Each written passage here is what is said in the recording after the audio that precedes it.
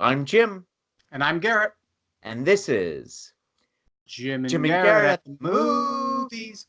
Hello, everybody. Welcome to this episode of Jim and Garrett at the movies. And today we've got an electrifying episode. We will be talking about the current war, the director's cut, and we will also be talking about the Prestige.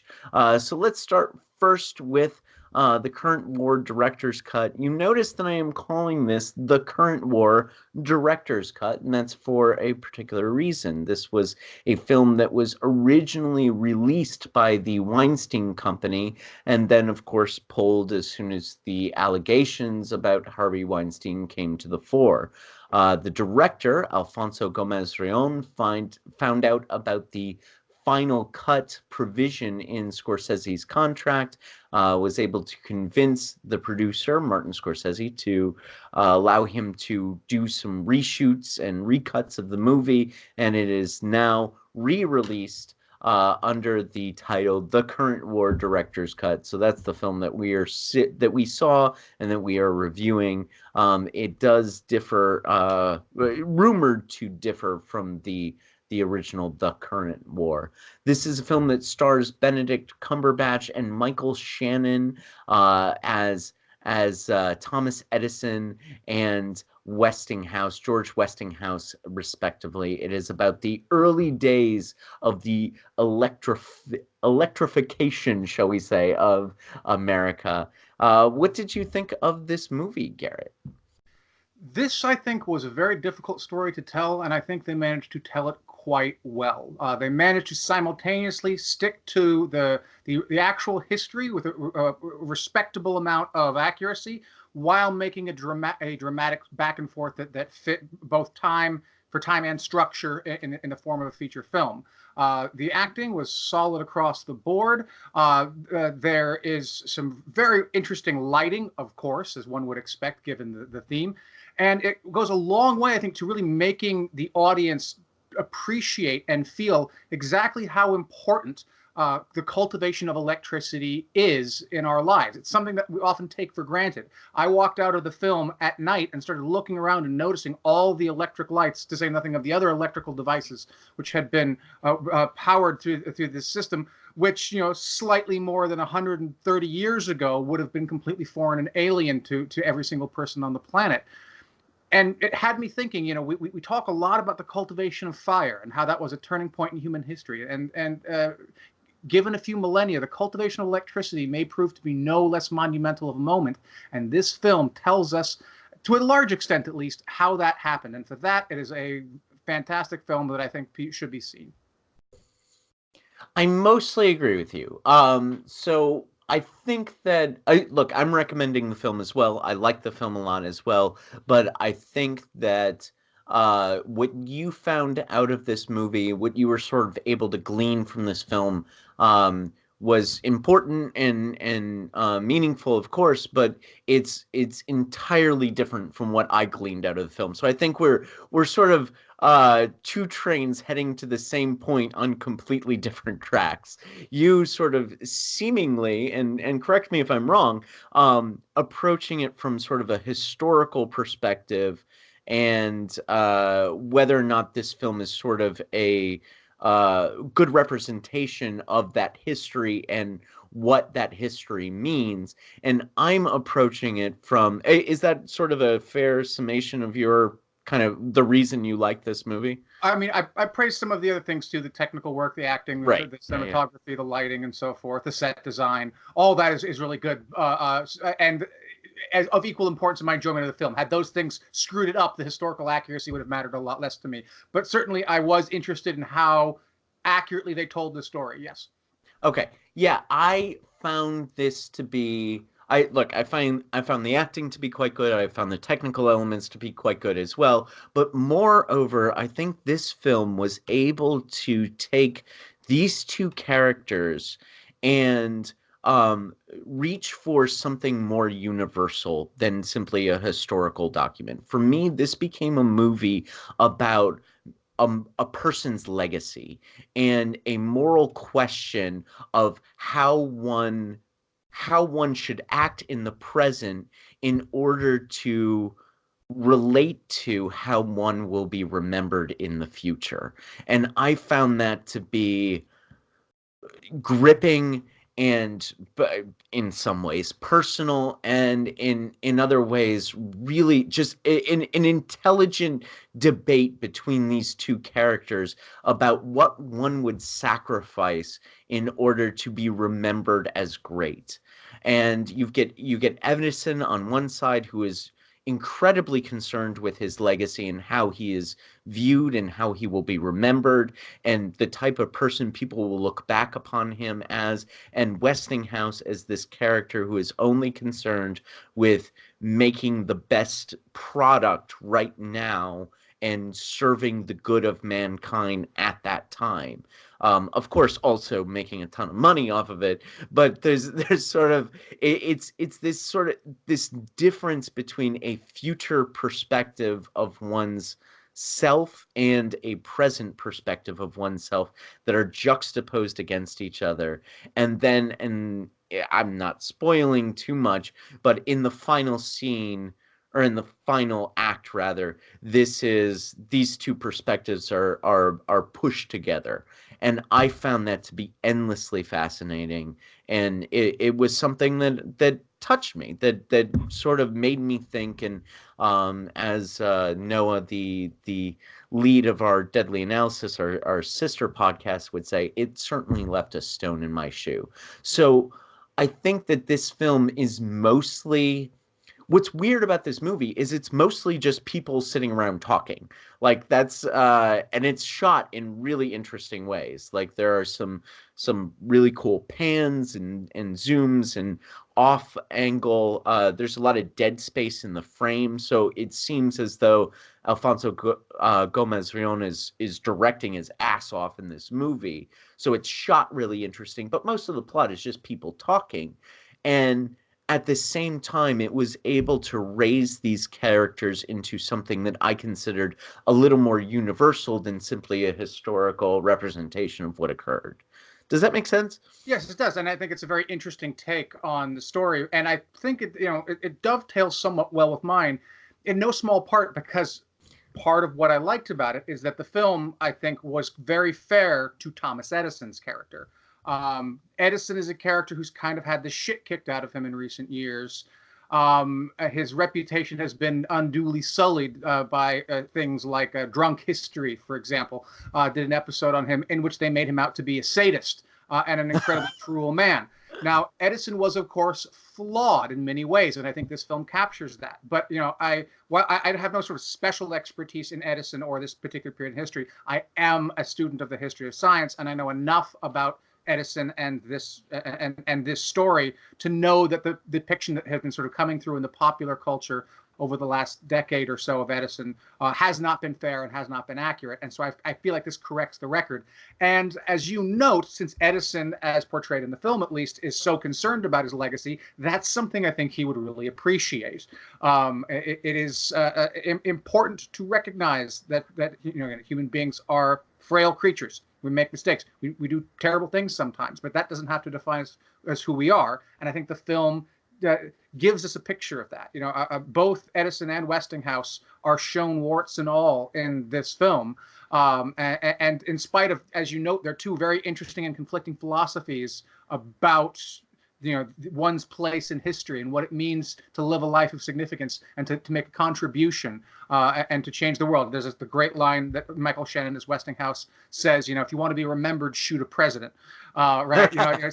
Simply being remembered is not enough. Making a contribution, having a legacy is something for him, at least, that really mattered.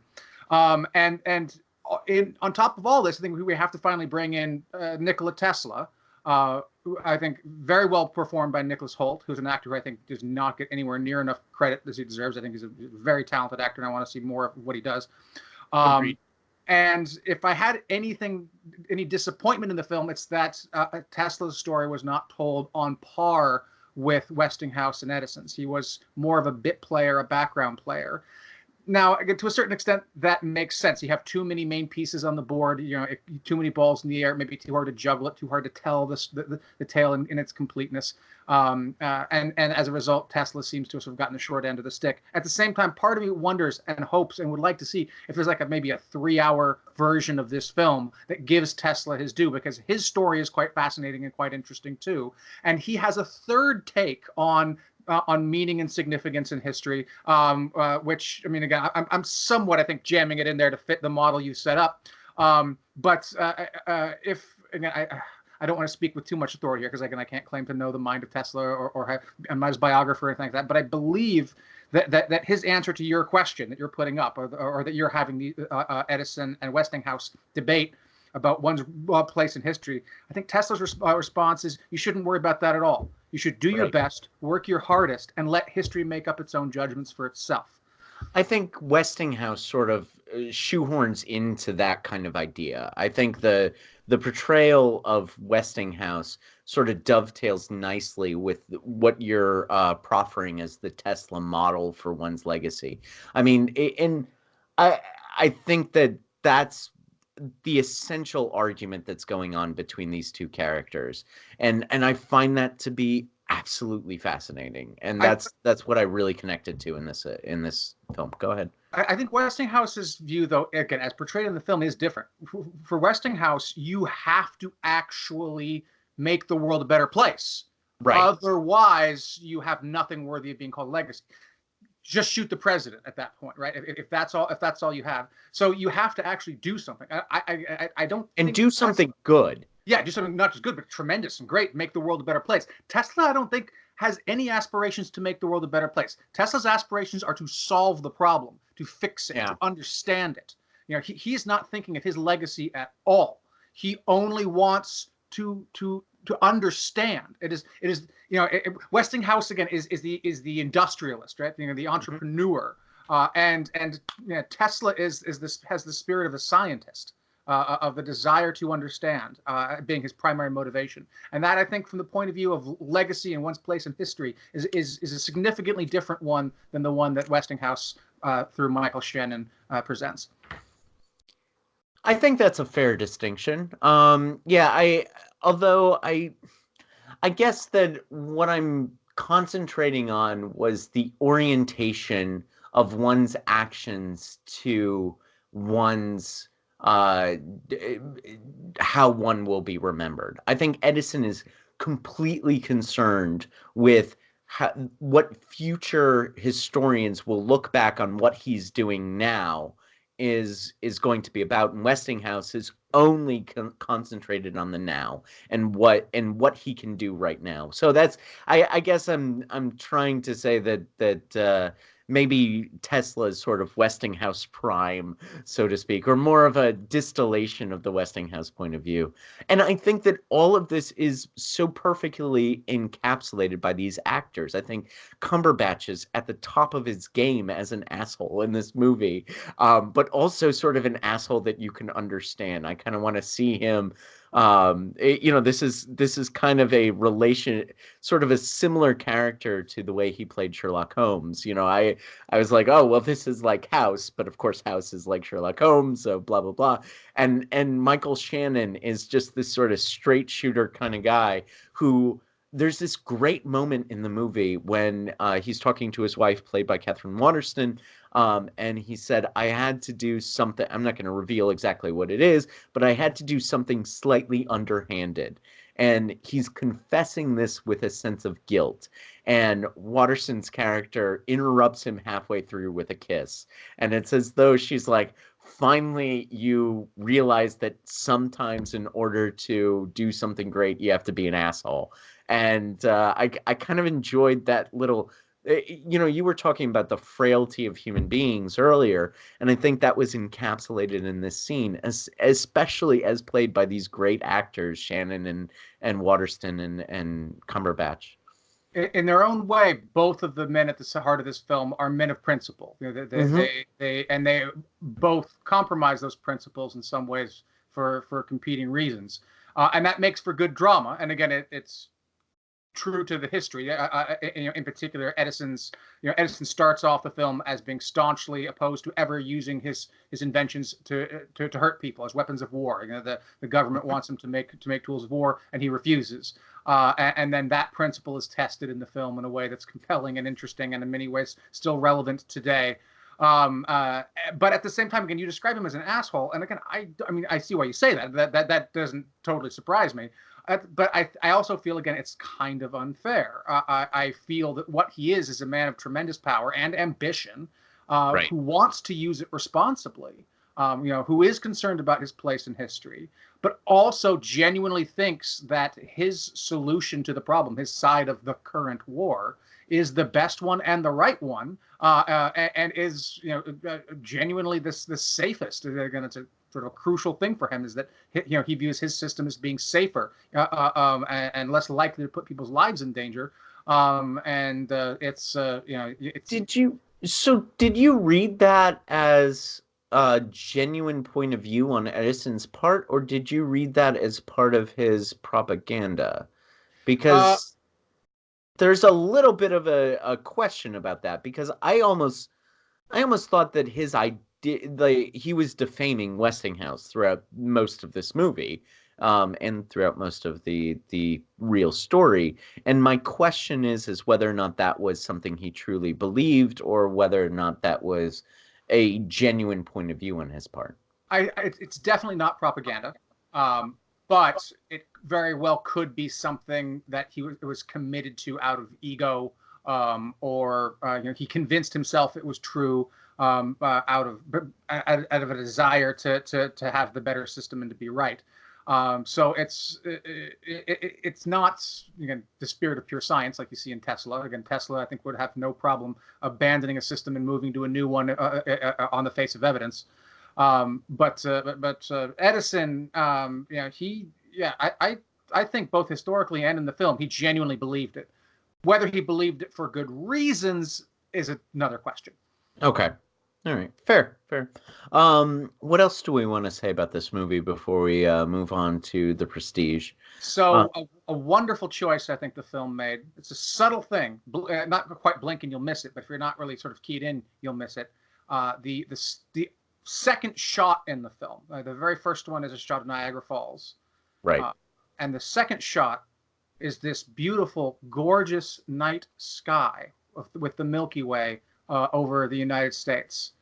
And it's a wonderful thing, which you have to go some lengths to find in the United States these days. You have to go out of your way to a very unpopulated area with low light pollution to see that. But of course, that's what humanity saw every night. Well, assuming there wasn't any clouds, of course, Sure. for most of our human history. And now we don't get to see that anymore. Most of us, at least, don't get to see that anymore. And it's this subtle moment of, here's what we're giving up. Here's what we're about to turn our backs on for most people for most of our lives. And I think it is a sly choice, and I fucking loved it. I agree. I agree. And even the first shot of the movie was something that was, I blanched to bring this up, but it was kind of an Ayn Randian movie, wasn't it? A little bit. There was, I am going to conquer. The first shot is very, I am going to conquer the world. And even Westinghouse sort of embodies this kind of industrialist character that's heavy in Ayn Rand novels. There's a bit of Ayn Rand in this movie, isn't there? I know less about Westinghouse as a person than I do about Tesla or Edison, but at least as he is presented in the movie, he is nowhere near the sort of the selfish hero that is Ayn Rand's heroic characters. I saw a little Reardon in him. Ayn Rand's characters are very much again, what's the famous line, right? It's not who will let me, it's who's going to stop me. Right. That is not Westinghouse's attitude at all. Westinghouse, and as portrayed in the film, is very much a man who is, again, he has ego. Again, he certainly has self-interest, but he also understands, contra Rand, that a life of meaning is a life of service. It is a life in which you give back to people and make the world a better place. I wouldn't. Well, we might get on a Ayn Rand debate if we keep going with this. I don't necessarily think those two are mutually exclusive, but we'll move on before we just sort of delve into deep readings of Atlas Shrugged, which is kind of a shitty movie. Actually, not kind of. It's a shitty movie. Moving right along. So, what do you give this out of 5 stars? I think about all the movies that are been coming out this last year, and how the ones that I love seem to be getting very little attention and very little play, even if they are getting sort of lots of praise. And I feel this movie fits into this. For me, this is a 4 out of 5. Me too. Me too. I give it 4 out of 5. I mean, in our podcast, we've talked about Judy, Blinded by the Light, two films that haven't gotten much play, and both of us sort of raved about those movies in different degrees. But Current War is a 4 stars out of 5 for me as well. I think it's able to make people talking for 2 hours entertaining and interesting and rise to kind of universal themes that I found quite compelling. So yeah, I agree with you. 4 out of 5. All right. So let's move on to another portrayal of Nikola Tesla, this time by David Bowie. But of course, the film highlights two different characters. That is, one played by Hugh Jackman and the other two played by Christian Bale. So this will be a spoiler discussion of The Prestige, directed by Christopher Nolan, coming out in 2006. We sort of paired these two films because they're two discussions of sort of Nikola Tesla's life, but I think that these are also two very different movies. Now, initially, when I saw The Prestige in 2006, when it came out, this was not a film that totally worked for me, and this was before the sort of holy shit, Christopher Nolan as an auteur really penetrated my imagination. And I wasn't totally on board with this film. I rewatched it for the podcast, and I didn't move the needle too far. But let's concentrate on the positive first, which I think is your review of The Prestige. What do you think about this film? What do you like about this movie? So I was on board with Christopher Nolan from the get-go, since Memento. I thought he was a remarkable talent the second I saw this film.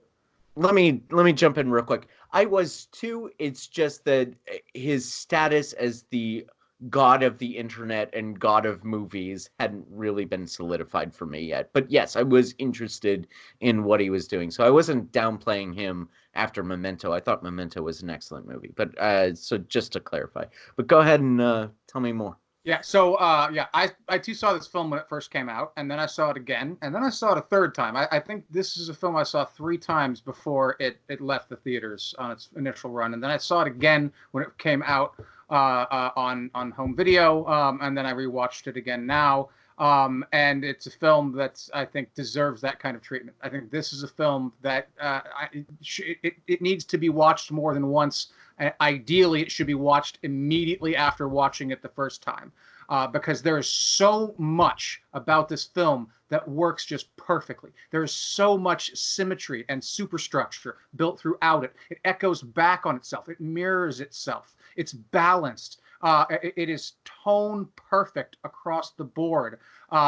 This is a film that I went out and I read the book, and the book is really good. And as a screenplay adaptation, this is a marvelous adaptation because it tells the same basic story, but in a very, very different way.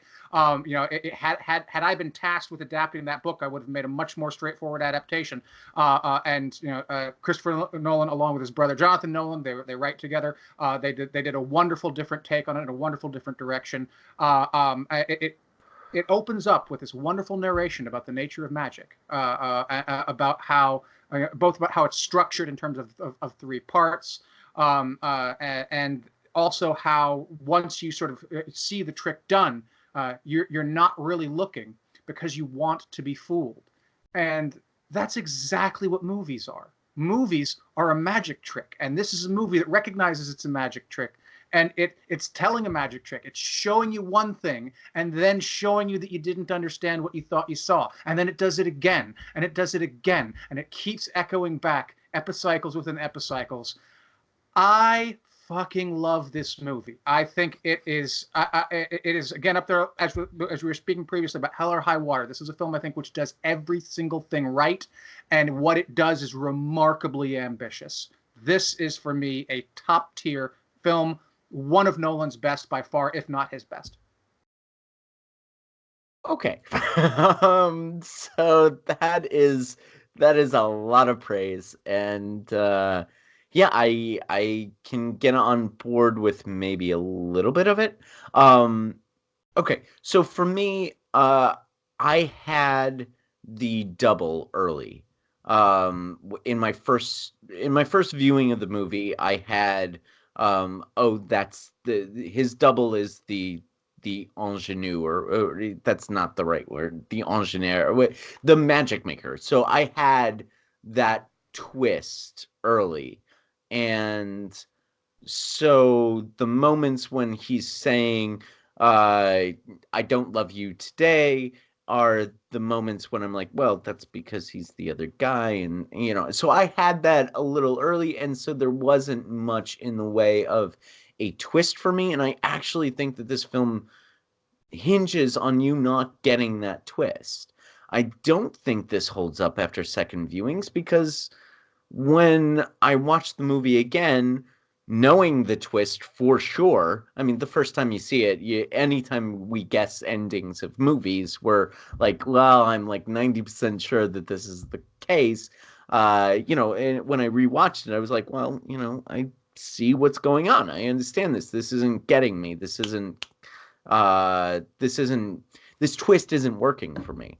And so these other moments when they're kind of seeding the twist and doing that, I'm like, yeah, I got it. I'm ahead of you, movie. Um, and so it allowed me to notice what I think are some other things that are fundamental flaws with this movie. I don't think that this movie understands love and relationships almost at all. The relationships between the male and female characters are remarkably hollow. I don't see real passion, real interest. It feels like the female characters fall in love with the male characters because the plot needs them to, not because these characters have a magnetic draw to each other or a chemistry. I almost don't feel a chemistry at all between Christian Bale's characters and Rebecca Hall, Hugh Jackman's character and Scarlett Johansson. There's one moment where they kiss, and I'm like, oh, we're there already. And so I think when those central relationships don't work, and I understand that the central relationship is the magician rivalry, I get that, but when those I guess secondary relationships don't work, um, a lot of the plot of this movie falls apart for me. What say you to this movie's sort of this movie's treatment of love and relationships? I'll come back to that, but first I want to speak to your point about seeing the twist coming. I didn't see the twist coming, so I can see how that would have a different experience. But at the same time, obviously, after I saw it the first time, I knew what the twist was, so I don't think knowing the twist spoils it. Clearly, if it strikes you as obvious, if you can see it coming a mile away, and the film thinks it has you fooled, and you're not fooled, it could grate on your nerves. It could be like, the film thinks it's outsmarted me, but it hasn't. I had that experience with M. Night Shyamalan's The Village, so I can sympathize with that, about how that would give a different experience on it. But even that having been said, when you go back and you watch it a second time, the little things like the sacrificing of the bird, for example, when in the trick, and the boy figures it out, and he says, "What about his brother?" Right. It's this repeated thing where they're killing the bird, they're killing the bird, they're killing the bird, which completely mirrors at the end Hugh Jackman killing himself over and over and over again, and that is just fucking wonderful. Well, I'll get to that in a moment. Yeah. Okay. But so yeah, so I think even if you know the twist, I still think the film succeeds. But as for the relationships, again, I think the tragedy I think of it is precisely it's just, again, this is a story of obsession, right? These men are both obsessed. They love, they've committed themselves so wholly to their craft. And which again, this is wonderfully set up with the Chinese magician early on about how he has to live his whole life in a fundamentally inauthentic and different way in order for it to work, to fool everybody, which then sets the template for going forward, but you don't necessarily know how. So yeah, I think Rebecca Hall. I mean, I agree that I don't see Christian Bale loving Rebecca Hall, but I absolutely see Rebecca Hall loving Christian Bale.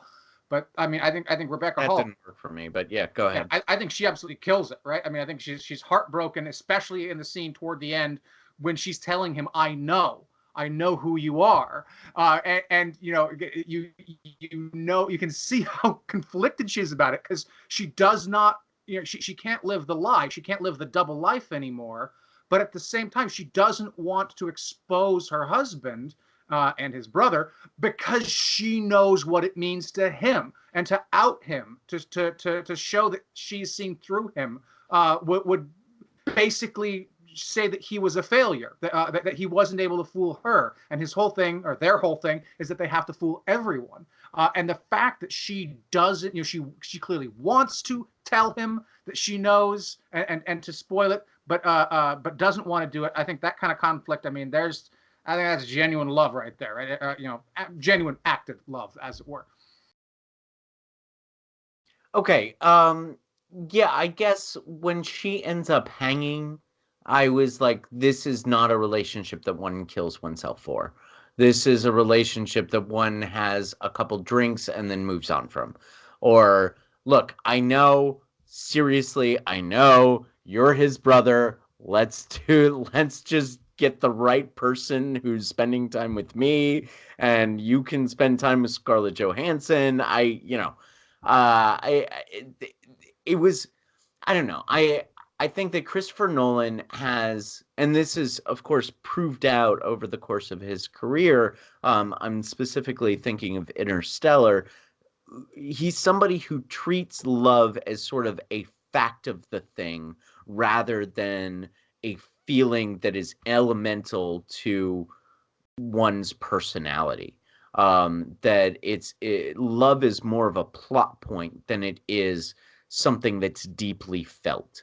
And I think that's definitely clear in Interstellar. And for me, that's clear in Prestige, but I guess it's not as much for you. Yeah, I'll refrain from my comments on Interstellar because don't get me started. But I mean, I certainly will agree that The Prestige is not a film about love. It is a film about obsession. But it needs love in order to float. Like, it needs love in order to make these plot points work, and it just doesn't get love. I think it has enough. I think it Okay. does. I think again, it's. I don't know that you could tell this story, and I mean, your suggestion, right? That they just say, "I know it's your brother. Let me be with the brother that actually loves me, and the other one can go off." If they did that, that would Of course. completely gut the point about obsession, right? Yes, I agree with you that is, but that is what I think is natural to the characters that we see on screen, even though that is shitty when it comes to the plot of this movie. Yeah, no, I I don't think think it it's is natural. I mean, it's certainly not natural for Christian Bale's characters, right? Because their whole thing is that they've committed everything 100% to this lie, to this double life. So it certainly wouldn't be natural for them. And as I was trying to say earlier, what makes that scene compelling is precisely that while she hates it, she loves him and doesn't want to spoil his life's work by actually coming out and saying, "I know." I get that. I guess what I'm saying is that okay, so this is a really odd mashup, but I wanted Richard Curtis to write the love scenes. Richard Curtis is the writer-director of Love Actually. I mean, he's not much better when it comes to love, but he's just better enough that he knows the right things to say, to put in characters' mouths when they are truly in love with somebody. I need Nora Ephron to write the love scenes of this movie. I need somebody who's not Christopher Nolan to write the fucking love scenes of this movie, because the fucking love scenes of this movie kill it for me. But we've both sort of belabored our points. Let me go on to another criticism that I have of this film. Get your response, since you are this film's champion, so to speak. All right, so this is a film that is entirely relying on realism, and that magic isn't real, and that, well, magic is an illusion. It can all be explained, with sleight of hand or other tricks, prop tricks, and mostly. So this movie is kind of immersed in the practical. And then in the second act, it requires us to believe that Nikola Tesla can create copies of human beings and objects with electricity. Doesn't that defy the film's rules that it is set up for the first hour and 15 or 20 minutes of the movie? Doesn't it sort of pull the rug out from under you? Now, trust me, I can buy that a scientist can create a machine that creates duplicates of other human beings. Like, I can buy that in a movie if that's what you set up in the beginning. If you set up in the beginning that this is a universe in which wizards fight with laser swords, I'm like, okay, so this is that world. But this seems to be a practical world for an hour and 20 minutes of the movie, and then suddenly becomes a different kind of film. Did that Does that seem like a appropriate criticism for you? I certainly think it seems fair, and that the basic tenets of what you're presenting makes sense. It does seem like a change of the rules, or at least a leap in plausibility, that Tesla would be able to do this.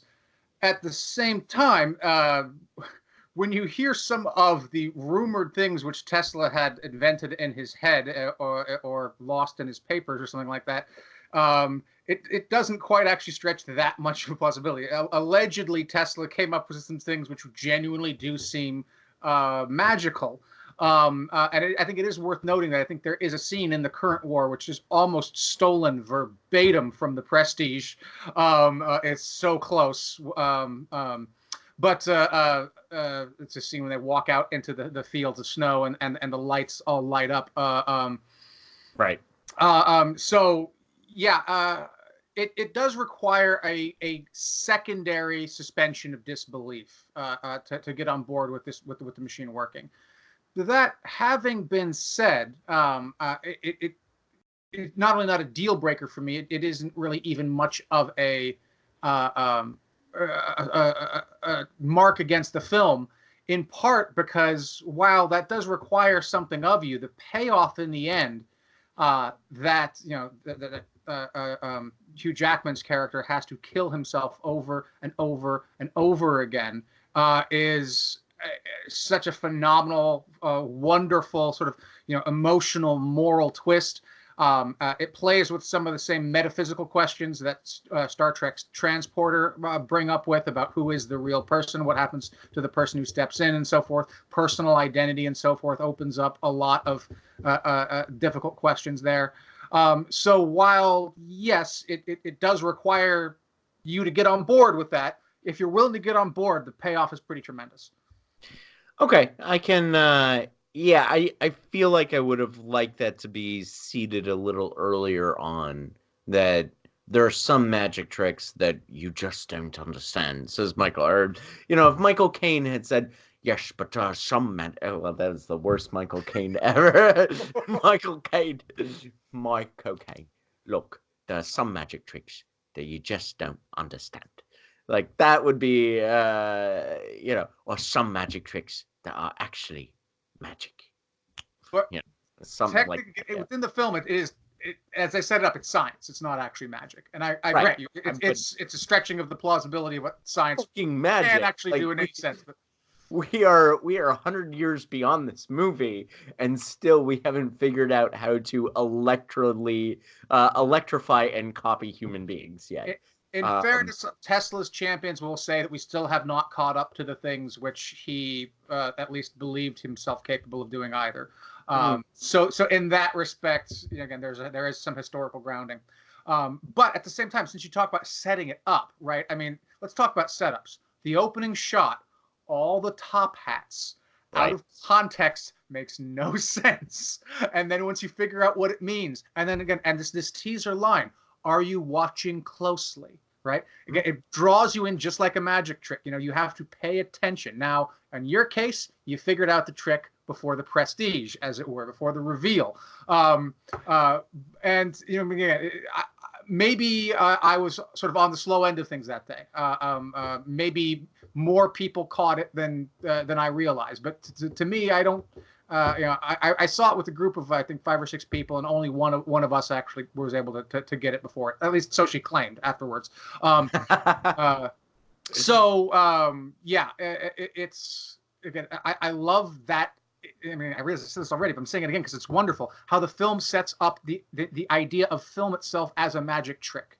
And this film in particular as a very particular magic trick that you have to watch closely if you're going to understand. You saw the mirror, you saw the line, you saw the trap door or whatever it was. But I would think that again, just as someone who appreciates film about film, right? This isn't a film about film; it's a film about magic as film. And that metaphorical wrapping is just so delicious to me. Well, I'm not 1 starring this film. I'm actually 2.5 starring it. I think it's a 2.5 star film. It's short of a recommend for me, but it is the highest that I can give a film without necessarily recommending it. I like a lot of the things about this movie. I allow that it is incredibly well constructed. The plot works. The problem is those specific scenes to get from plot point A to plot point B don't necessarily work for me. I think Christopher Nolan is an intelligent filmmaker, but I think he's more of a technical filmmaker who should stay in the realms of Inception and The Dark Knight and Batman Begins. Like those are where he really, and Memento, of course. Those are where he really shines. When he has Anne Hathaway giving a monologue about how important love is, or when he has Scarlett Johansson saying, "I really love you," even though we really don't set up that relationship prior to, I kind of tune out.